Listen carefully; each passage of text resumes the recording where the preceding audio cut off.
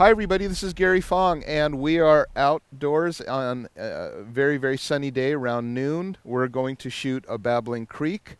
Typically, in photography, we would wait until very late at night to shoot the babbling creek because we would want the light to be low to get more dramatic colors, but also to have slower shutter speed so that we can watch the water actually move. If we take a picture at regular shutter speed, what will happen is it'll freeze the water and the water won't look like water anymore. It'll just look like frozen artifacts or something like that. We want the water to flow, and in order for that to happen, we need to have a very slow shutter speed.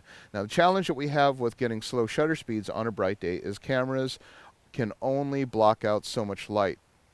And these cameras, what I did was I took it up to ISO 64 at f16, took it all the way up to 1/4000th of a second, and it was still overexposed. So at this point, I need help.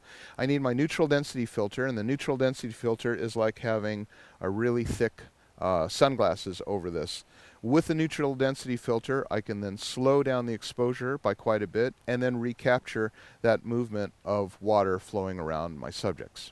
All right, so what we're going to do is we're going to use the neutral density filter that's built in to these Sonys to take this hot overexposure and be able to use slow shutter speeds, because what's happening right now is we're basically in midday sun, and the slowest exposures we would get are going to be way too fast for anything to show a blurry slow motion kind of a situation. Now in nature, when you're shooting streams, very nice to have the water kind of look like it's fluid and in motion, because then it looks like water.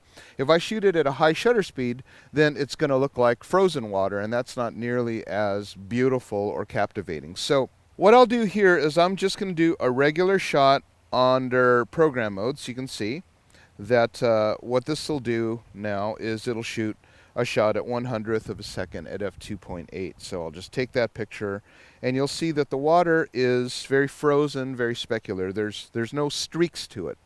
What I want to do is add streaks, but I'm at the limit of what I can do on a bright, hot, sunny day, and that's when the neutral density filter comes in. Neutral density filter is just like putting thick, dark glasses in front of your lenses. It's kind of like having sunglasses.